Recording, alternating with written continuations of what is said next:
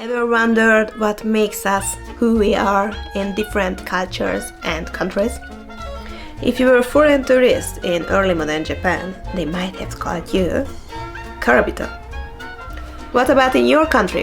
What did your ancestors think about Japanese people in the 18th century? But you know what?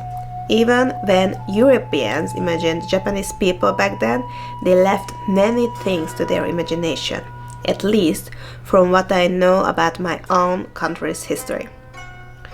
For example, Hungarian thought of the Japanese as distant relatives. A feeling that is still strong today makes them very supportive of Japan. What about in your country?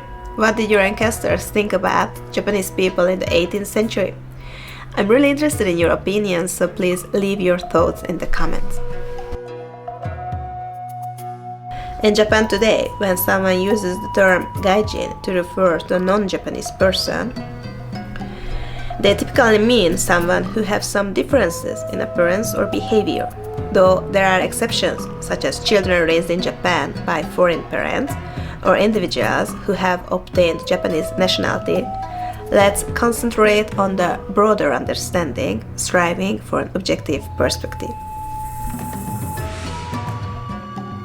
Taking a historical perspective, we can see a connection between the terms Gaijin and karabito, which were used to describe people who weren't well known enough to be distinguished. Today, everyone knows that there are many countries, not just China, often referred to as To or Kara in a historical context.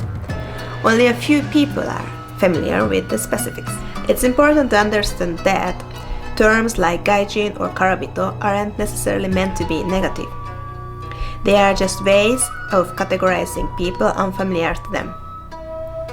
Japanese culture values categorization, which isn't necessarily negative in their perspective.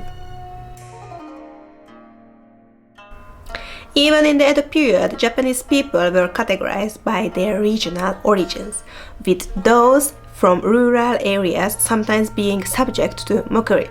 However, this wasn't the case for foreigners. This shows also that for Japanese people, their place of birth and upbringing plays a significant role in their identity. Ever wondered what makes us who we are in different cultures and countries? Let's take me as an example. I'm Hungarian.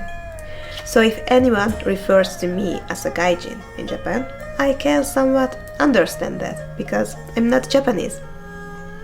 Interestingly, many of other foreigners or many of my Hungarian compatriots, when labeled as a Gaijin, are taking us an offense. Why does this happen? Well, it's probably because identity is more about who we are as individuals than where we come from. That's why it's important to have intercultural competences, the ability to understand, accept, and get along with others no matter where they're from. Now think about this historically. To really get what people were like in the past, we need to use some new ideas like cultural historical competences. Have you ever thought about what shapes your identity? Share your thoughts in the comments below. I greatly appreciate your help with my research by filling out the questionnaire provided in the video description. Thank you for your support.